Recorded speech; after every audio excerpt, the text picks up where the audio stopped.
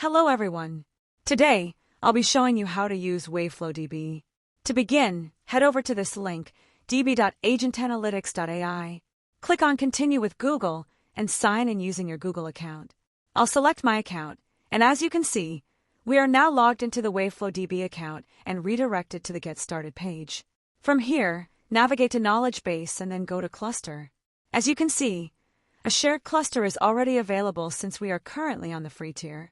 You can also create and configure your own dedicated cluster by upgrading to the Enterprise plan, but for now, we will continue with the free tier. Next, we will navigate to Database and click on Create Database. Here, we will select our cluster, and I will name the database my TestDB. We will proceed with the current configuration and create the database. As you can see, the database has been created successfully. Now, let's move to the data universe. Here, select the database you just created and upload your files. I will upload these 2 resumes. As you can see, the upload has started. Once the upload is complete, we will move to VQL. Here, select the database we created and write a query, such as good candidates, which are in Python. We will generate the VQL for this query. Let's rerun it. The VQL has now been generated. Now, click on Execute. As you can see, the results have been generated along with their scores in the Results tab.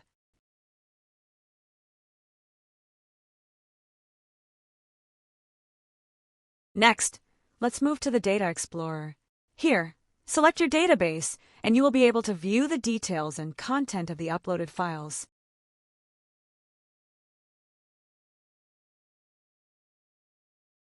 Now, let's move to the API endpoint screen. Here, we will create an API key. I will name it my test key and click on Create. As you can see, the API key has been generated. Now, open Command Prompt and run the command pip install Waveflow client.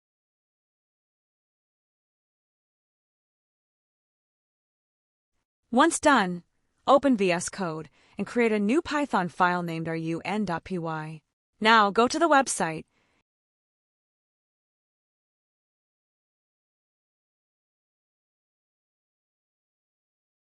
and as you can see, we already ran the command for installing dependencies.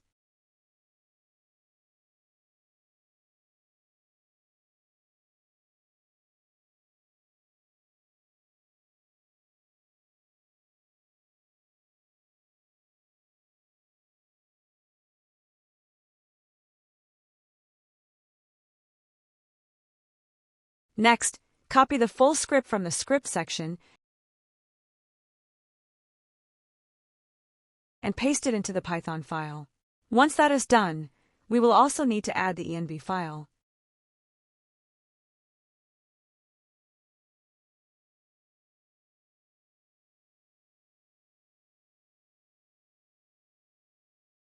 Go to the env file section, copy it, and paste it into your project. Here, we need to add the API key, so we will go back to WaveflowDB, copy the API key and paste it here. We will also enter the email ID associated with WaveflowDB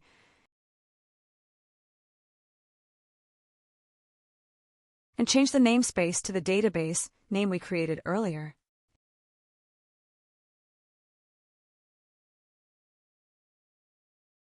In my case, it is my TestDB, so I will copy and paste it there.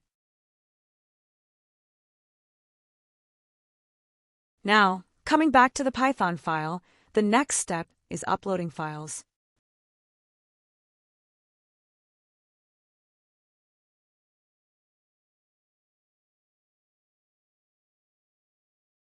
We will create an upload folder and place our files inside it.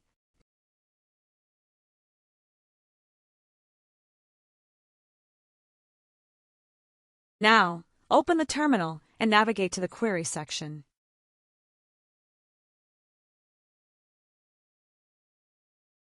Change the query to good candidates, which are in Python, and in the Contains field, write Python. Once we have changed the query, let's execute the Python file by running the command.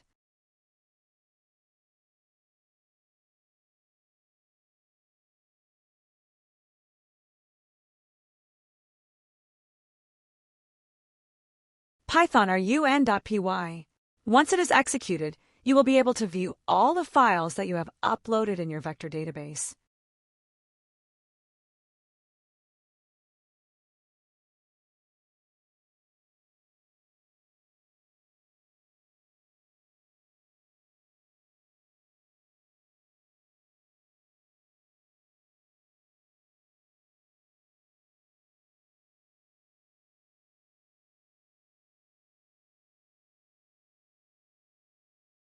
You can upload files to the database directly by creating an upload folder and placing the files inside it.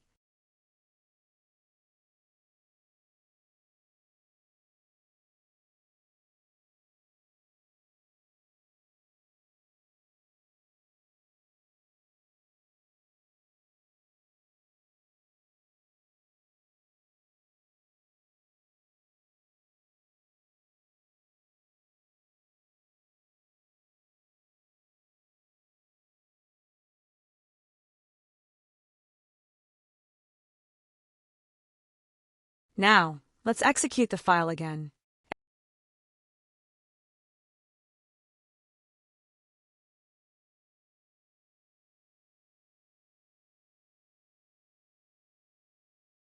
As you can see, it fetches the documents.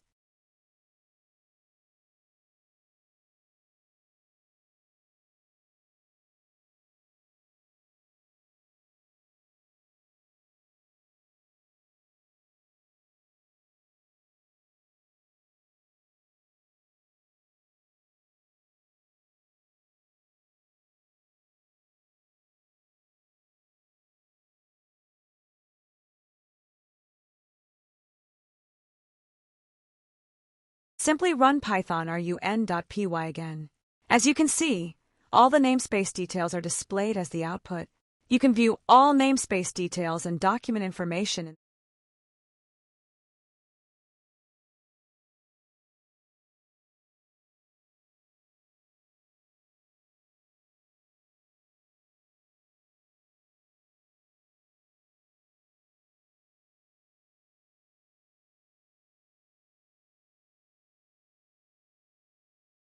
Now, we have an employee CSV file. Let's upload it into our database by placing it inside the upload folder in our project directory.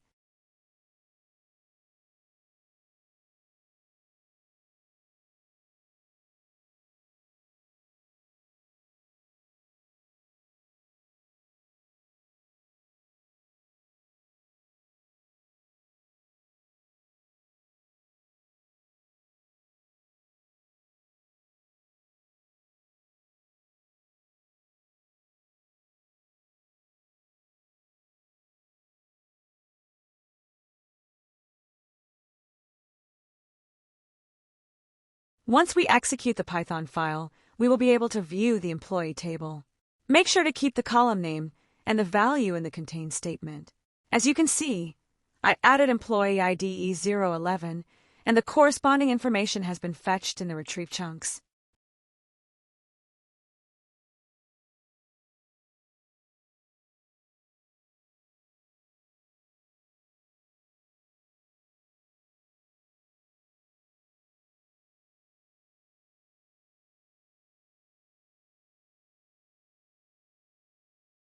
Now let's change the employee ID to E029 and enter the employee name and run the command again.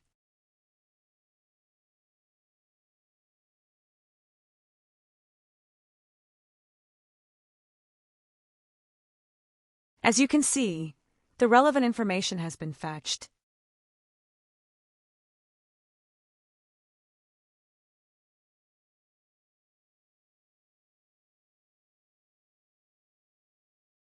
So, thank you for watching this tutorial on how to use WaveflowDB. Thank you.